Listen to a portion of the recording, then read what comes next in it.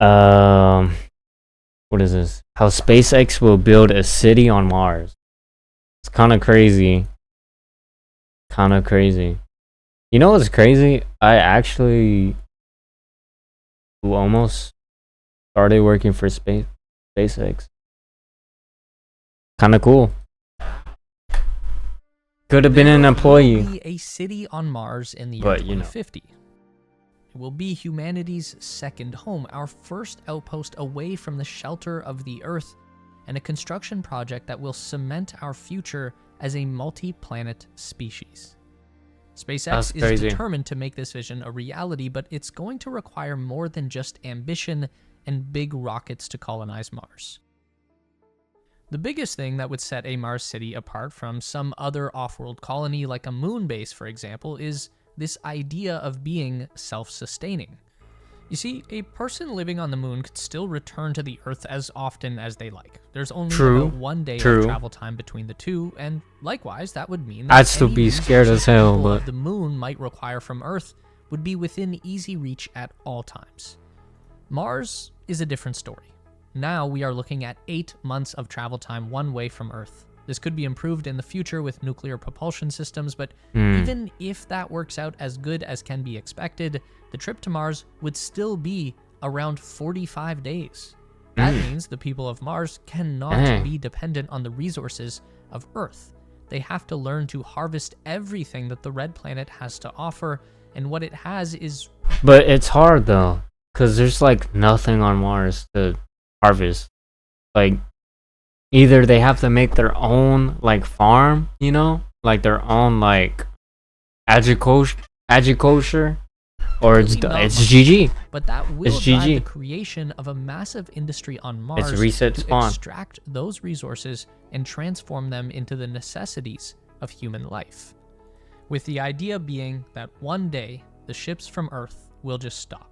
Whatever the reason for that might be, support from our homeworld will come to an end and humanity will continue on from our second. So I'm just checking my food. This is going to require around 1 million people or more to be living and thriving in a Martian city before anything goes wrong on Earth. Dude, so I'm not gonna lie. If we ever colonize Mars, and like, you know, the Martian people are gonna be different than the Earth people, and I feel like one way or another, there's gonna be a war or some shit. Be like, nah, you can't come in our territory type Mars, shit. both figuratively and literally. First, there were robots. The planet Mars will be inhabited by dozens, maybe hundreds of robots before any person ever sets foot there. And when we do get there, we'll be following in the footsteps of this thing, Optimus, the Tesla bot. It's probably this is what Elon wants to do. Company of SpaceX is making the exact technology that they're going to need to start building on Mars. Optimus is a fully autonomous AI-powered humanoid, and it's designed to take over any job that is currently done by people. But on the flip side of that, Optimus so they're still in our jobs. Classic. Will eventually be taken over by a person, like a Mars colonist, for example. The thing about Mars is that it's just too far away and too inhospitable to simply launch a crew of human beings out onto the frontier and let them fend for themselves. True. It may have worked for the Europeans colonizing the New World, but the journey to Mars will be by far the most dangerous migration that humankind has ever experienced. True. The surface of Mars is colder than Antarctica. It's drier than the Sahara Desert, but with even bigger dust storms, and the atmosphere is so thin that liquid can't even exist. There's just not enough pressure to hold it together, so what you get is instant evaporation. People are mostly liquid, so outside of a pressure suit on Mars, you would instantly start to freeze, boil, and suffocate all at the same time. And even if you did stay safe inside your suit, you're still likely to get a heavy dose of radiation. The lack of atmosphere out there means that there's almost nothing separating the Martian surface from the colossal nuclear reactor in space that we call our sun. Yeah. This is why SpaceX has already made their plan to launch the first ships to Mars with Optimus robots on board. Wow. Optimistically, this could happen as early as 2026. Okay, so to fix that, can you terraform Mars and terraform the atmosphere of Mars, technically? I mean, if you think about it, you can on paper, but like that shit's impossible. Has a roadmap Well, that nothing's shows impossible, 5 but like Starship you know, landers heading to Mars, each one loaded with 10 tons of payload. Now, the Payload? only real goal of that first transit will be to land at least one ship without crashing. That's why they want to send more than one at a time, because there will probably be a learning curve. One of the things we know about SpaceX is what that if they all of learn them through crash? trial and error, and oftentimes that means stuff blows up at first, but once they get it right, they're able to lock in and just keep executing very consistently. So, assuming that one ship lands safely and releases a handful of Optimus robots into the Martian landscape, they're still not going to have a whole lot to do until the next wave arrives. 2 years after the first successful landing is when the first real colonial fleet arrives. 20 Starship landers, each God carrying dang. 75 tons of cargo, most of which is going to be infrastructure for the first people to arrive. No, that's Now, crazy. let's talk about where this Mars colony is going to be located. SpaceX has already identified the Arcadia region as a prime candidate for But settlement. why though? This is just northeast of the volcano Olympus Mons, the tallest mountain in the entire solar system. Arcadia is a flat plain that's close to the equator, yet still believed to contain Olympus large Mons. deposits of water ice, which is going to be the single most important resource on Mars for a couple of reasons. When we talk about the infrastructure that the Optimus robots are going to be building for their future human comrades, there are 2 critical machines that they need to get up and running. One Is it like a water treatment? plant. People, I ain't gonna lie. I'm not too smart, but what I do got is a degree. And it's not manufacturing, but it's like technology shit. Hey, need I'm to just drink. saying, Water bro. is really heavy. Your boy got Just knowledge. bringing enough Your of boy it to got keep knowledge. Everyone alive on the 8-month journey from Earth to Mars is going to be a challenge, and that already involves using a lot of recycled water. Yeah. There are only so Let me explain this for the people who might not know. Water treatment takes bad water, purifies the water, adds some chemicals. Bada boom, bada bang. You got fresh many water. times that you can turn last night's pee into Yeah. this morning's coffee. Now, the cool thing about water is that it can serve many purposes beyond Yeah. just hydration. For example, you can break Steam water and apart stuff. into 2 base elements, oxygen and hydrogen. So as part of the same process that converts ice into drinkable water, our robot scouts can also produce oxygen for future colonists to breathe. Then there's hydrogen, not particularly useful for human consumption, I don't know. very important for making It's gonna blow up the whole rockets. planet. Now, here's something to consider in the long run. Signing up to be a Mars colonist is probably going to involve a one-way ticket to the Red Planet, but in the short term, before we have a big, awesome city for everyone to live in, people are going to want a return trip. Man, I can only imagine the feeling of like signing up for that. That's like signing up for the army to be sent off to war. Like, you know, like being drafted. Like, you know you're cooked. You're like, well, fuck it. Like, there's only one way this is gonna end. And all you gotta do is accept it, bro. That's crazy to think about. And just like with water, That's rocket crazy. fuel is very heavy. Just bringing enough of it to last the journey and land on Mars will be difficult, which means there won't be fuel left over to launch a second time and come all the way back to Earth. So a second big infrastructure Martian project real for in Optimus Mars in is my going to be constructing IRL. a rocket fuel production plant. Now, there are some rockets that burn pure hydrogen as their fuel source, but it's not a popular choice because hydrogen is yeah. a very difficult element to work with. Blow the It's fuck very up. prone to weird chemical reactions and is extremely hard to contain because it's the lightest element in the universe. That is why SpaceX chooses methane as their fuel for Starship. Yeah. It's hydrogen Classic. with a little bit of carbon mixed in. One Yep. carbon atom for every 4 hydrogen atoms, and that carbon just helps to stabilize the mixture and weigh it down enough to make this whole process Classic. a lot easier. Now, we know hydrogen comes from water, but carbon will come out of thin air, literally. Yeah. What little atmosphere Mars does have is mostly Carbon? carbon dioxide, so a carbon capture device would be able to extract the easy. necessary atoms from the air. You get carbon to make methane and some bonus Air oxygen separation for people to unit. breathe. Boom. Now, Dang. in order to support the new robotic manufacturing industry on Mars, there's going to need to be a mining operation as well. The water ice that we are going to need is located under the ground. That means we need to dig it up. And again, probably not. Bro, this reminds me of the zombie map. Coincidence, SpaceX is going to have access to some boring technology from another sister company.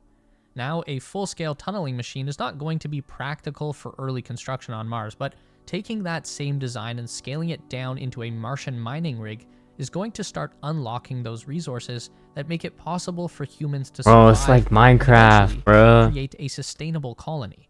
As a bonus, all of the soil and rock that they dig up while mining can be processed into a kind of asphalt and used. My food's here. The people on YouTube, you just get a landing pads. And that is where we end up about 2 years after our first large-scale robot landing. What this else? Could be as early as the year 2030. There's nothing wrong with a little optimism from time to time. And now it's time for the first people to arrive on Mars as part of this massive Starship fleet with 100 landers, each carrying 150 tons of cargo. There are going to be 2 new construction projects that need to begin once the first human settlers arrive. One is a power plant. Up until now, the robots have only... That was crazy. I could literally be one of those people. I could still be one of those people. Will I do it? Oh, imagine like the first content creator vlogging my trip to Mars and shit. Bro, hold on. I know Chick-fil-A. What the? My fries too? I know Chick-fil-A. Bro. They just threw my shit in the bag and just said fuck it. They really just threw my shit in the bag and said, yeah, that's good. Bro. How am I gonna drink from this, bruh? I swear to God. Enough electricity to recharge their batteries, something that could easily be handled by a few solar panels. But now that people are here, their energy needs are going to be much higher. So once the power plant is ready, all of the infrastructure that the robots have been building gets turned on. Life support systems that provide oxygen, water, heat, and air pressure need to run 24/7. That's why you have the length of one day operators. on Mars is almost exactly the same as a day on Earth, which means that every 12 hours or so, it's going to get dark. And that means solar panels need to be hooked up to batteries. Big ones. By now, we can probably say it's not a coincidence that Tesla has been manufacturing large battery storage systems that they call the Megapack. You can fit a couple of these inside of a Starship lander, and just one Megapack can power a small town for a couple of hours. So keeping a small Mars colony alive overnight is actually more than doable. But people also need homes on Mars. The advantage of the Starship lander with its gigantic size is that it can continue to provide adequate shelter for people long after they touch down on Mars, so there's no rush to move out. But Starship is also not an ideal long-term home. It's very tall and narrow, and you have to take an elevator every time to get in or out.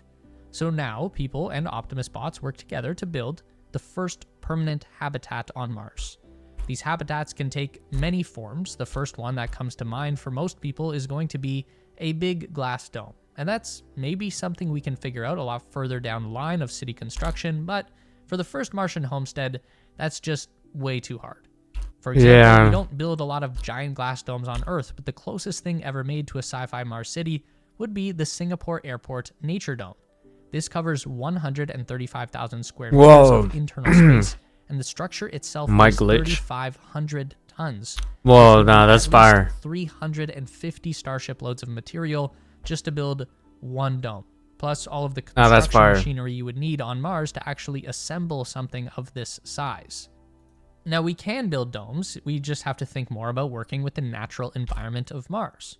For example, we can make an ice dome. It's an idea that's currently being studied by NASA's Langley Research Center, and it takes advantage of the natural insulating power of water. This is the same reason why Inuit people in the north make igloos. Frozen water will keep heat in, but just as important on Mars, it's going to keep radiation out. See, water is actually one of the best shields against deadly radiation from the sun.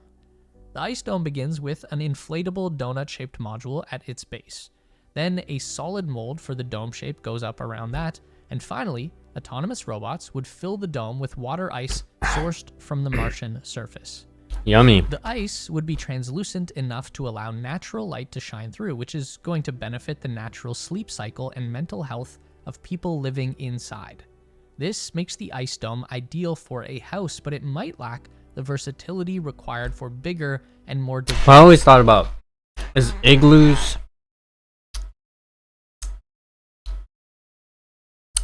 Hold on, I got some. Is igloos not cold inside? Infrastructure like research labs and factories. So keeping the inflatable module at the core, which is something that we can make on Earth in pretty much any shape and size we might need, and then fairly easily ship to Mars in a single rocket, then we just need a more versatile material to cover it over and provide that extra strength in a solid shell. Again, we need to take advantage of local resources. So if ice mining operations are going to keep progressing as humans arrive, then we're going to end up with plenty of rock that gets dug up along the way to finding that ice, which we can then turn around and use as construction material. We already looked at using this mining waste to make asphalt, but for building a sturdy shell around an inflatable house, we'll need something that's more like concrete. In order to do this on it's Mars, literally we there. need a binder. That's going to help the rocks stick together and form into a solid material. And this binding agent is also going to be easy to find in our Mars colony because it's going to come from human waste.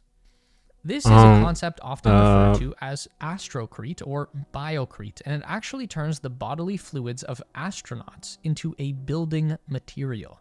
The idea for biocrete comes from a study at the University of Manchester, and they've tested this process using human blood, sweat, and urine.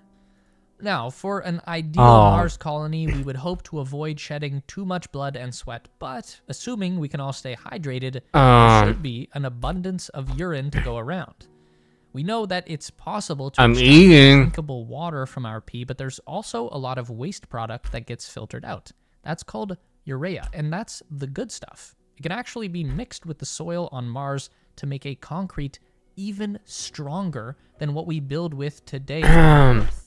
That sounds crazy, but medieval stonemasons actually used to mix animal blood into their mortar when they were building castles to make it strong. So wait.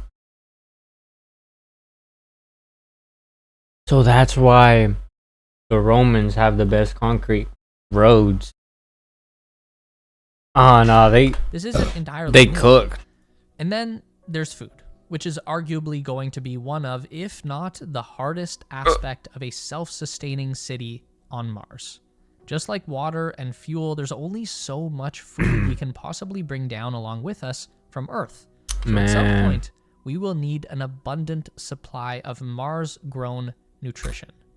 Farming is difficult hard, bro. in any circumstance. Even on Earth, it's one of the toughest jobs around. But Mars...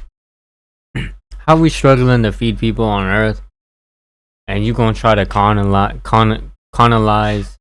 whole nother planet, bro? Mars poses a unique challenge to growing food. The soil is literally toxic. Martian soil is laced with something we call perchlorates, which contain chlorine, which is the stuff we put in swimming pools to stop bacteria from growing. So the same goes for anything you might want to plant in Mars soil. Nope. Perchlorates are going to stop it from growing. And that leaves us with two solutions that are about equally as challenging. Either we need to transport all of our soil for agriculture from the Earth to Mars, which even a starship full of dirt is not that much when we're trying to grow food for 1 million people. Or we need yet another Mars-based industry for processing soil, removing perchlorates, and making sure that there's adequate nutrients available to make it viable for growing plants. Yeah, you could do that. Now, luckily, there's another outlet for repurposing human waste. If urine can be used to make cement, then the number 2 can be used to fertilize the fields and feed 1 million people. No one said this was going to be pretty, but if we can lock down those basic necessities of life, power, water, oxygen, shelter, food, and if we can produce those things in a way that is self-sustaining, that doesn't rely on the Earth to ensure the future survival of humans on Mars, then this is the first step towards becoming a true multi-planet species. Now, where do we go next? If you watch... Who is this guy, bro? Where do we go next? Then we go to Jupiter. Or Saturn, honestly.